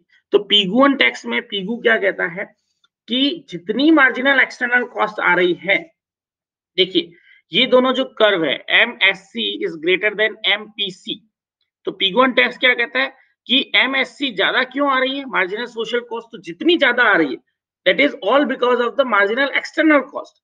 ये ज्यादा क्यों है, क्योंकि इसके अंदर मार्जिनल एक्सटर्नल कॉस्ट जुड़ी हुई है। तो जितनी मार्जिनल एक्सटर्नल कॉस्ट है उतना का उतना आप उसके ऊपर चार्ज लगा दीजिए, तो उस जो फर्म है वो कॉम्पिटिटिव जो एफिशिएंट लेवल ऑफ आउटपुट उसका आ जाएगा। अभी इसका पहले कॉम्पिटिटिव लेवल ऑफ आउटपुट था, QC था, लेकिन अगर हम एफिशिएंट लेवल ऑफ आउटपुट चाहते हैं जो कि सोसाइटी के पॉइंट ऑफ व्यू से भी एफिशिएंट हो, तो उसके ऊपर हमें उतना चार्ज लगाना पड़ेगा जितना मार्जिनल एक्सटर्नल कॉस्ट आ रही है सोसाइटी को। तो सेम चीज जो अपन ने पहले देखी थी MS और MD, वो भी सेम था और ये भी सेम है दोनों। और उसके बाद में आपका marginal social benefit is equal to marginal social cost हो जाएगा। अब यहाँ पर जो भी हम चार्ज लगा रहे हैं वो कैसा है, इम्प्लिसिट चार्ज है। ये जो P1 टैक्स बात करता है वो एक्सप्लिसिट चार्ज की बात नहीं करता। इसीलिए जब मैंने फर्स्ट डेफिनेशन आपको बताई थी तब कहा था ये कोई फी नहीं है ना, ये इम्प्लिसिट चार्ज है। आप लोग इम्प्लिसिट का मतलब तो समझते हैं ना। अंतर्निहित का मतलब ये था अपॉर्चुनिटी कॉस्ट, वो कोई है नहीं, वो उसकी दिख रही है केवल हमें, है ना। तो वैसा ही P1 टैक्स में यहाँ कोई टैक्स है नहीं, ये केवल दिख रहा है, वो बता रहा है केवल कि आप उतना चार्ज लगाइए उसके ऊपर जो कि उसकी मार्जिनल एक्सटर्नल कॉस्ट को कवर कर दे, तो मार्जिनल सोशल बेनिफिट और मार्जिनल सोशल कॉस्ट बराबर हो जाएंगे, दैट इज P1 टैक्स। ठीक है, यहाँ कोई टैक्स नहीं है, ऐसा नहीं कि इसके ऊपर 10% टैक्स लगा दिया, P1 टैक्स ये नहीं है, इसी कारण से इसको फी या चार्ज नहीं बोलते हैं, ठीक है। तो it's implicitly allow only output reduction. तो ये कर क्या रहा है, P1 टैक्स क्या कर रहा है, केवल हमारा आउटपुट रिडक्शन की बात कर रहा है, don't control pollution like emission charge. इस बात को विशेष आप ध्यान रखिएगा, यहाँ ना तो कोई इमिशन चार्ज की बात है ना कुछ भी नहीं है, केवल ये एक efficient level of output firm का कैसे आए उसकी बात कर रहा है, और उसके लिए ये टैक्स पूरा है। इसलिए इसको कोई लोग समझ नहीं, तो टैक्स है 10% टैक्स, P1 टैक्स नहीं होता है। P1 टैक्स वो होता है जिसके ऊपर marginal social benefit marginal social cost के बराबर हो जाती है। तो वो ऐसा इम्प्लिसिट चार्ज कितना होना चाहिए, वो इम्प्लिसिट चार्ज आपका डिपेंड करेगा मार्जिनल एक्सटर्नल कॉस्ट के ऊपर। लेकिन इसकी लिमिटेशंस ये है कि उसको हम आइडेंटिफाई नहीं कर सकते, जैसे आप अपॉर्चुनिटी कॉस्ट को आइडेंटिफाई नहीं कर सकते, आप अपनी खुद की नहीं बता सकते कि आपकी अपॉर्चुनिटी कॉस्ट क्या है, because it is implicit, explicit नहीं। कोई चीज अगर एक्सप्लिसिट हो तो उसको बताया जा सकता है, लेकिन अगर इम्प्लिसिट है तो उसकी केवल कल्पना की जा सकती है। तो यहाँ पे भी हम एक्सटर्नल कॉस्ट की उसकी कल्पना करेंगे कि सोसाइटी के ऊपर कितना बर्डन आ रहा है। तो ये दो तरीके मैंने आपको इसके कैलकुलेट करने के बताया। आई थिंक आपको थोड़ा बहुत क्लियर होगा, फिर भी अगर कोई कंफ्यूजन रहे तो आप मुझसे और डिस्कस कर सकते हैं। अब इसमें अगर मल्टीपल पॉल्यूटर्स आ जाते हैं तो उस केस में पिग वन फी कैसी होगी? तो उस केस में हम देखते हैं कि सपोज जिनके जिस जिसके भी मैंने आपको बताया था, तो मार्जिनल सेविंग कर्व्स हैं अलग-अलग। ये मार्जिनल डैमेज कर्व है आपका सोसाइटी का। तो मार्जिनल सेविंग कर्व फर्म्स के अलग-अलग मार्जिनल सेविंग्स को हम एग्रीगेट करेंगे।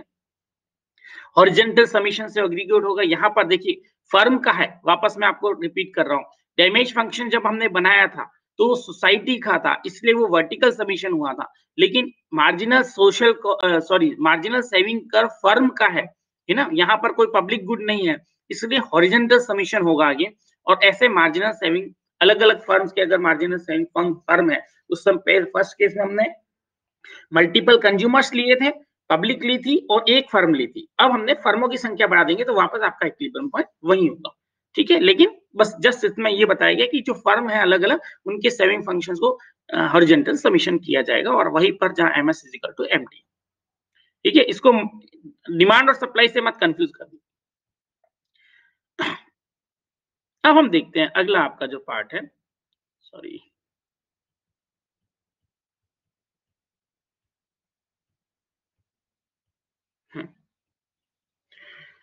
अब हम देखते हैं कि यहाँ पर सब्सिडी और फी में क्या डिफरेंस है।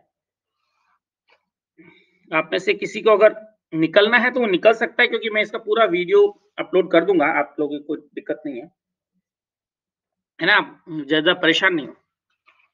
मैं इसको कंटिन्यू कर रहा हूँ, 10 मिनट और लगेंगे मुझे, ज्यादा टाइम नहीं लगेगा, 7:30 पे कंप्लीट होगा ये। हाँ, अब हम ये देख रहे हैं कि फी और सब्सिडी में क्या डिफरेंस है। ठीक है? जैसा कि फी का मतलब कोई चार्ज लगा दिया जाए, टैक्स लगा दिया जाए, और सब्सिडी का मतलब कि जो व्यक्ति रिसाइक्लिंग के ऊपर वर्क कर रहे हैं, जो व्यक्ति इमिशन लेवल को कम कर रहे हैं, जो इंडस्ट्रीज इमिशन लेवल को कम कर रही हैं, जो वाटर पॉल्यूशन में अपने जो हजार्डियस वेस्ट है उनको पानी के अंदर मिलने से पहले ट्रीट कर रहे हैं, ट्रीटमेंट प्लांट लगा रहे हैं, उनको सब्सिडी दी जाए, उनको इंसेंटिव दिया जाए। तो इन दोनों चीजों में से कौन सी चीज बेस्ट है? तो आपका लोगों का जनरल व्यू क्या है? क्या सब्सिडी ठीक है, टैक्स ठीक है?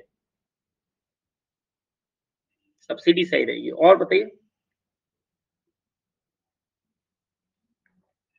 जनरल व्यू बनाइए आप, तो अभी आपने किसी ने पढ़ा नहीं है, मुझे भी ध्यान है। तो सब्सिडी क्यों सही रहेगी बताइए, क्या क्या ऐसा क्या है सब्सिडी के अंदर?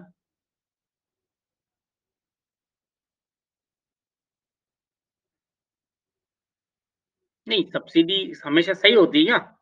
सब्सिडी तो यार, हितेश जी, सब्सिडी तो सरकार खत्म कर रही है। सब्सिडी के तो जितने डिस्टॉर्शन इफेक्ट है ना, उतने किसी चीज के नहीं है।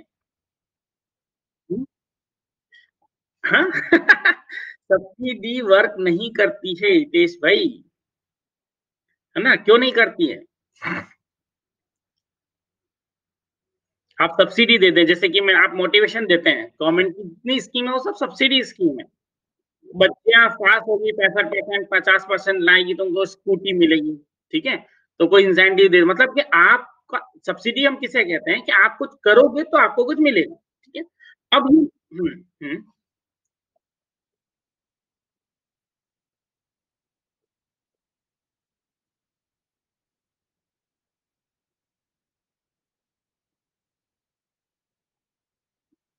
हम्म, देखिए टैक्स जो भी सिस्टम है या फी जो भी है, वो उनके प्रोडक्शन से जुड़ा हुआ है। आप जितना ज्यादा इमिशन करेंगे उतना आपको टैक्स पे करना पड़ेगा। ठीक है? एक चीज तो ये, दूसरा ये कि जैसा अभी आप बता रहे थे इसके अंदर कि सब्सिडी, सपोज मैं अगर प्रोडक्शन बिल्कुल ही नहीं करूं, है ना? गवर्नमेंट की बहुत सारी स्कीम्स हैं प्रोडक्शन की, जैसे अभी आप देखिए कि हम राजस्थान की बात करें, राजस्थान के अंदर गवर्नमेंट ने पूरा ये बना रखा है, इन्वेस्टमेंट प्रमोशन बना रखा है। ठीक है? इन्वेस्टमेंट प्रमोशन कर रहे हैं। इन्वेस्टमेंट प्रमोशन की जितनी भी स्कीम्स हैं उन सब पे क्या है? सब्सिडी है। आप इतना प्रोडक्शन करते हैं तो ये करेंगे तो आपको इतना मिलेगा, आप ये प्लांट लगाएंगे तो। अब अगर मैं प्लांट लगा ही नहीं रहा हूं तो क्या मुझे सब्सिडी मिलेगी? मैं इसमें हूँ ही नहीं ना, प्रोडक्शन ही नहीं कर रहा हूँ।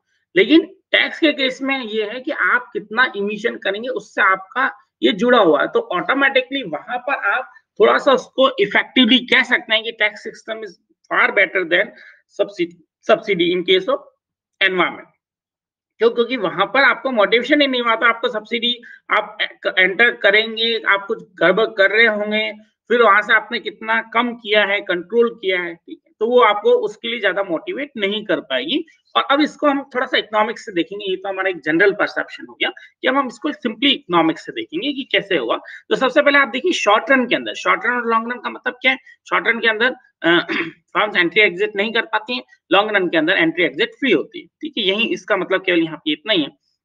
तो अगर हम टैक्स की बात कर रहे हैं, क्योंकि आपके दोनों ही दे रखे हैं टैक्स एंड सब्सिडी, इसलिए मैंने थोड़ा सा इसको डिटेल में लिया।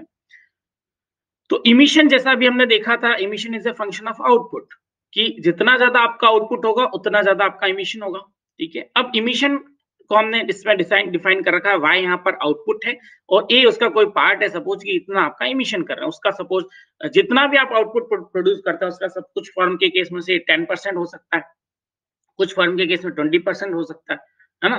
तो ये ई आपका है, ई आपका इमिशन बताता है कि आउटपुट का कुछ भाग आपका होगा 10%, 20%, 25%, जो कि आपका इमिशन होगा। तो emission is a function of output. अब सेकंड हम लेते हैं जो भी आपके कॉस्ट फंक्शन है उस सबको इसमें चेंज किया हुआ है। ये आप देख सकते हैं वेरिएबल कॉस्ट है, यहाँ वाई बता रखा है, वाई सिर्फ ये रिप्रेजेंट करने के लिए कि variable cost is a function of Y. तो ये वाई यहाँ पे इसका मल्टीपल नहीं है, गुणा नहीं कर रखा है, इसमें ध्यान रखिएगा, यहाँ पे ये गुणा है नहीं, यहाँ ये मल्टीप्लाई होगा। तो ये फिक्स वेरिएबल कॉस्ट हुई, ये इसकी फिक्स कॉस्ट हुई, ठीक है। अब इसमें एक कॉस्ट और जुड़ जाएगी अगर हम इसके ऊपर टैक्स लगा रहे हैं। टैक्स लगा रहे हैं तो जितना हम टैक्स लगा रहे हैं वो उसका कितना उसके हो जाएगा ATY, ठीक है, उतना उतना ए आपका ये है, वाई आपका यही है, यानी कि जितना ई, या आप इसको आप यूं पढ़ सकते हैं, ये पहले EY था, ET था, सॉरी, यानी जितना आप इमिशन कर रहे हैं उसका हम कुछ परसेंट टैक्स लगा देंगे आपके ऊपर। तो ET आपका टैक्स हो जाएगा, ET को मैंने ATY लिख लिया, आप देख पा रहे हैं इसको AY होता है, ई तो ATY इसको कर दिया। तो ये आपका टोटल कॉस्ट फंक्शन हो जाएगा in case of tax in short run. अब इसका अगर आप मार्जिनल कॉस्ट फंक्शन निकालना चाहें तो सीधा हम यहाँ से निकाल देंगे, इसको मैं y के साथ डिफरेंशिएट किया तो यहाँ केवल 80 रह जाएगा, फिक्स कॉस्ट 0 हो जाएगा आपका। तो यहाँ आप देख रहे हैं कि जो मार्जिनल कॉस्ट है वो आपकी क्या हो रही है, बढ़ रही है। मार्जिनल कॉस्ट कितनी बढ़ रही है, जितना टैक्स है आपका और जितना ये कॉफिशिएंट है आउटपुट का जितना आप टैक्स लगा, सॉरी, आउटपुट में से जितना परसेंट आपका इमिशन है ए, उसका हम टैक्स लगाएंगे। सपोज कि आउटपुट का आप 20% आप इमिशन करते हैं, तो मेरा जो टैक्स लगेगा वो किसके ऊपर लग रहा है, इमिशन के ऊपर लग रहा है, इसीलिए इसके ऊपर टी लगेगा। तो ये 80 से मेरा टोटल कॉस्ट क्या हो जाएगी, बढ़ जाएगी।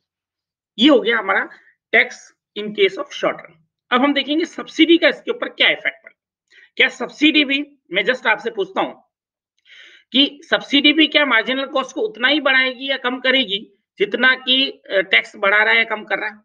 पहली बात तो आप ये समझ लें कि टैक्स कॉस्ट को क्या करेगा, बढ़ाएगा, लेकिन सब्सिडी क्या करेगी, वेरी गुड। और यहाँ पे अगर हम कॉम्पिटिटिव की बात कर रहे हैं, कॉम्पिटिटिव इंडस्ट्री की बात कर रहे हैं और आइडेंटिकल फर्म्स की बात कर रहे हैं, एक जैसी फर्म्स है, ठीक है। अब एक जैसी फर्म और हेट्रोजीनियस फर्म से क्या डिफरेंस है, कोई बता सकता है।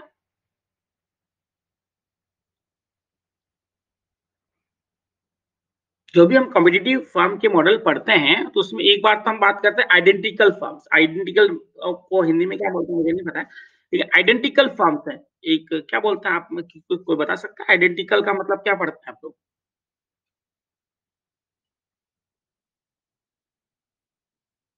हाँ हाँ, ठीक है, वो मुझे ध्यान नहीं, मैंने नहीं पढ़ा है। तो एक तो होती है आइडेंटिकल फर्म्स होती है और एक होती है हेट्रोजीनियस फर्म्स। हेट्रोजीनियस फर्म्स का मतलब ये कहते हैं कि इंडस्ट्री के अंदर हेट्रोजीनियस फर्म्स होती है। हेट्रोजीनियस का मतलब कुछ फर्म्स ओल्ड होगी और कुछ फर्म्स न्यू होगी। लॉन्ग रन की अगर हम बात करें तो उसमें न्यू फर्म्स आ सकती है ना, तो कुछ फर्म न्यू होती है और कुछ फर्म ओल्ड होती है। तो ओल्ड और न्यू फर्म्स के ऊपर इनका क्या क्या डिफरेंस होगा उसको भी हम डिटेल में अभी देखेंगे। लेकिन यहाँ पर आप मजे की बात ये कि अगर हम कॉम्पिटिटिव इंडस्ट्री आइडेंटिकल फर्म्स की बात कर रहे हैं इन शॉर्ट रन, तो जितनी मार्जिनल कॉस्ट टैक्स के कारण बढ़ती है उतनी की उतनी मार्जिनल कॉस्ट सब्सिडी के कारण घटेगी। इसको अभी आप देखिए, ये देखिए शॉर्ट रन के अंदर सब्सिडी सपोज एस है, मेरा initial level of pollution suppose E star था और सब्सिडी जो फर्म रिड्यूस करती हैं बिकॉज ऑफ सब्सिडी के कारण, वो मैं रिड्यूस करके ई पे ले आता हूँ, ई स्टार से ई पे ले आता हूँ। तो मैंने रिड्यूस कितना किया, ई स्टार माइनस ई, जितना मैं रिड्यूस कर रहा हूँ उतना एस सपोज सब्सिडी मेरे को दी जा रही है, तो इतना मुझे सब्सिडी पेमेंट मिलेगा, एस इंटू ई स्टार माइनस ई। तो ये पूरा फंक्शन आप यहाँ देखा, और जहां ये मैंने देखा तो ये मेरा क्या हो गया सॉरी, यह माइनस एस ए एस होगा, है ना। तो ये जितनी मेरी मार्जिनल कॉस्ट को क्या कर देगी, सब्सिडी कम कर दी, तो माइनस ए एस आएगा आपका, यहाँ पे माइनस ए एस नहीं आया। तो वेरिएबल मार्जिनल कॉस्ट आपकी यहाँ पर बढ़ रही है और यहाँ पर आपकी क्या हो रही है, कम हो रही है। तो marginal cost in case of tax 80 से बढ़ रही है, लेकिन इन केस ऑफ सब्सिडी ये आपकी क्या हो रही है, कम हो रही है, इतनी की इतनी एएस है। ठीक है, यहाँ पे माइनस आएगा, ये थोड़ा सा इसमें मैंने गलत लिख लिया, यहाँ पे देखना पड़ता है।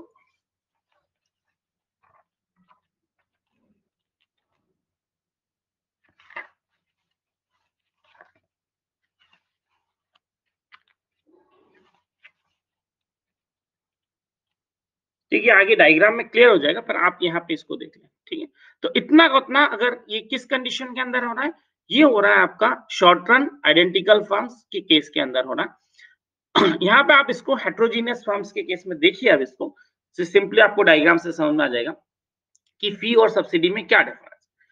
तो अगर हम हेट्रोजीनियस फर्म्स की बात कर रहे हैं, हम आइडेंटिकल फर्म्स के केस में तो दोनों बराबर थे, मतलब कि आप टैक्स लगाएं या सब्सिडी दें, अगर फर्म्स आइडेंटिकल हैं तो दोनों चीजें एक जैसी हैं।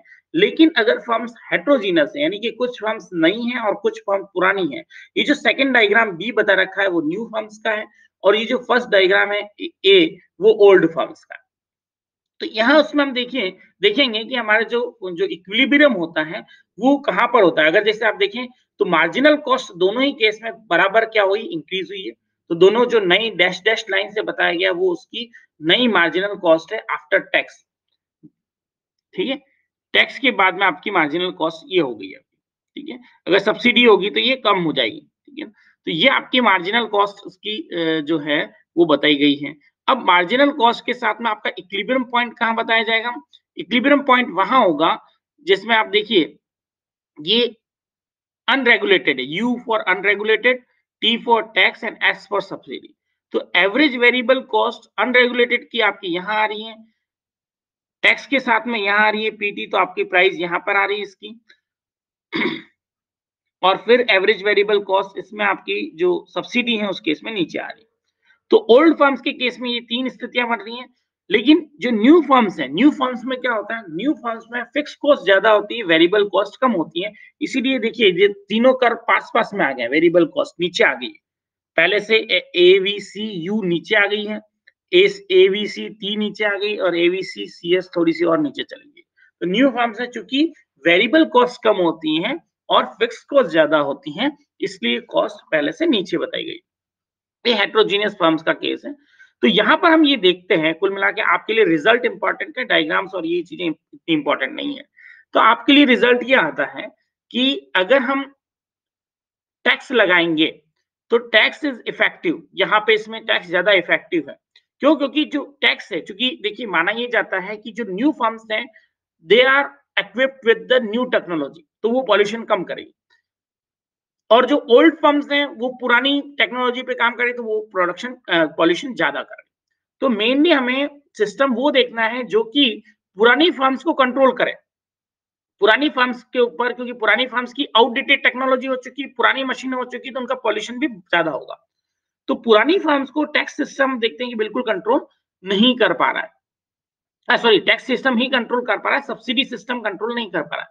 क्यों, क्योंकि अभी भी उनकी सब्सिडी के कारण उनकी कॉस्ट क्या होगी, एवरेज वेरिएबल कॉस्ट सब्सिडी के कारण कम आ रही, जबकि टैक्स के कारण उनकी एवरेज वेरिएबल कॉस्ट ज्यादा है। तो पुरानी फर्म्स के ऊपर टैक्स सिस्टम वर्क करता है और वो उनको बाहर निकलने के लिए मजबूर कर देगा। लेकिन अगर हम सब्सिडी की बात करेंगे तो सब्सिडी के केस में वो फर्म्स अभी भी एग्जिस्ट करती रहेगी, बिकॉज कि उनको सब्सिडी मिल रही है। ठीक है, तो ये सब्सिडी का फेलियर यहाँ पर हमें देखने को मिलता है। तो ज्यादा आपको इसमें डिटेल में जाने की आवश्यकता नहीं है, मैं यहीं पे इसको वाइंड अप करता हूँ, आप लोगों का टाइम भी ज्यादा हो रहा है। नेक्स्ट क्लास में हम इसको कंप्लीट कर देंगे, 7:30 हो चुके हैं। और इसको हम देखेंगे क्योंकि लॉन्ग रन वाला भी मुझे बताना है आपको।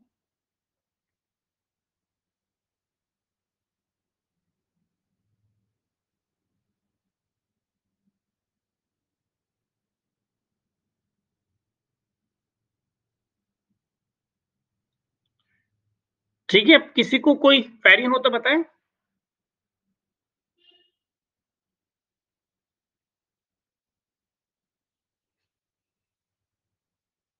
देखिए, यहाँ जो हमने देखा मेनली सब्सिडी टैक्स का देखा, एक दूसरा हमने देखा कि आपका जो पॉलिटिकल इकोनॉमिक एनवायरनमेंट का जो मॉडल है, उसको मैंने ब्रीफ में आप लोगों के लिए कर दिया है, हालाँकि वो थोड़ा-सा ये काफ़ी है, लेकिन जितना आपके लिए सफिशिएंट है उतना मैंने बताया क्योंकि बहुत ज़्यादा डिटेल में आपको जाने की आवश्यकता नहीं। हाँ, परमवीर जी बताइए।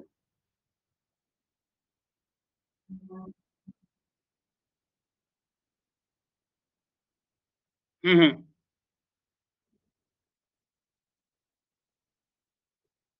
हुँ, हुँ।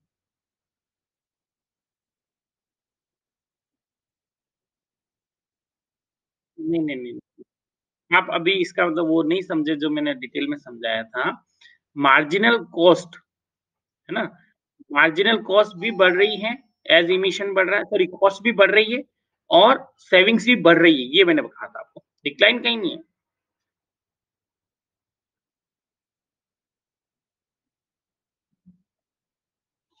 1 सेकंड में देख लेता हूँ। फर्स्ट लाइन में दोनों बढ़ रही होगा, यही लिखा है, इंक्रीज़ है। दिखा देता हूँ मैं 1 सेकंड। कई बार हो जाता है, तो 1 सेकंड का हाँ, फर्स्ट फर्स्ट स्लाइड की बात कर रहे होंगे आप। P1 टैक्स में फर्स्ट स्लाइड या फिर P1 टैक्स के बाद? अच्छा, 1 सेकंड। नहीं, P1 टैक्स में नहीं होगी। हाँ, इमिशन पहले कंट्रोल की बात कर रहे हैं, तो यहाँ पे होगी।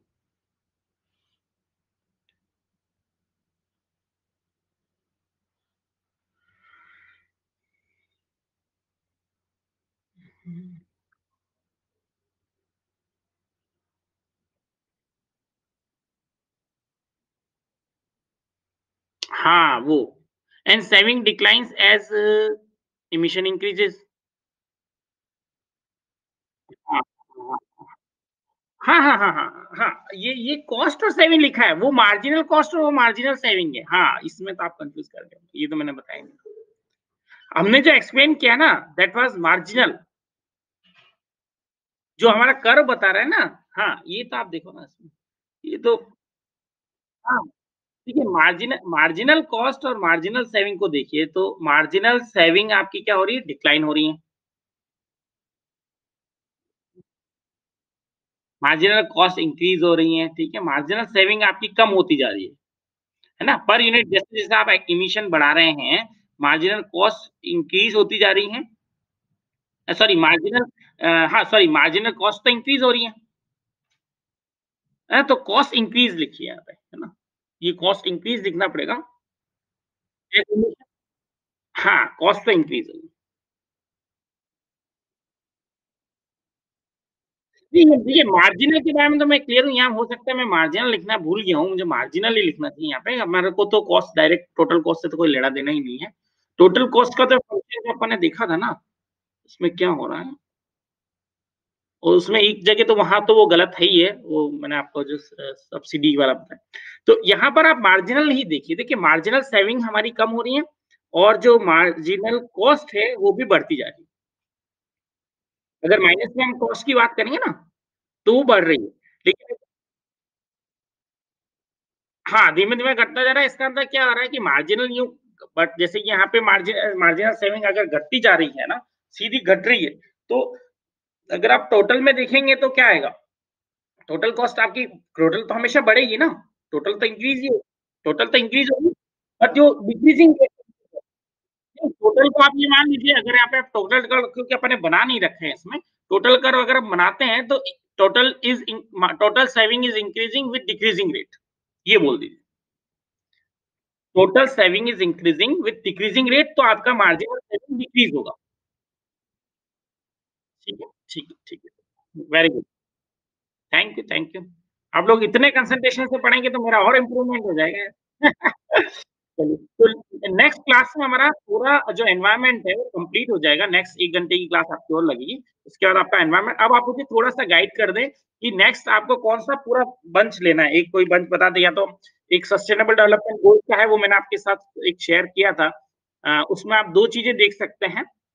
एक तो इकोनॉमिक जो रिव्यू राजस्थान सेंट्रल गवर्नमेंट का, और एक राजस्थान के इकोनॉमिक रिव्यू में भी एक सस्टेनेबल डेवलपमेंट का पार्ट आया, और एक मैंने कुछ एनवायरनमेंट से रिलेटेड एक पीपीटी आपको कल शेयर की थी, जो पूरा थोड़ा राजस्थान का जो आपका पार्ट है उसमें जो अभी बिल्कुल, क्योंकि करंट ये पीपीटी है, ये एनवायरनमेंट डिपार्टमेंट की ही पीपीटी है। परसों जो चीफ सेक्रेटरी के सामने जो प्रेजेंटेशन हुआ था, उसकी ये पीपीटी मेरे पास आई थी, तो मैंने आपको शेयर की थी। तो जिसमें राजस्थान की स्ट्रेंथ वगैरह का बता रखा है, और एनवायरनमेंट के ऊपर क्या करना चाहिए, नई स्ट्रेटेजी पॉलिसीज़ क्या होनी चाहिए। चलिए, तो नेक्स्ट आप बता दीजिए स्मूथिंग का पार्ट लेना है, पब्लिक फाइनेंस, हाँ, पब्लिक फाइनेंस जो भी है आप मुझे ग्रुप पे शेयर कर दें, ठीक है? Okay, thank you to all, thank you.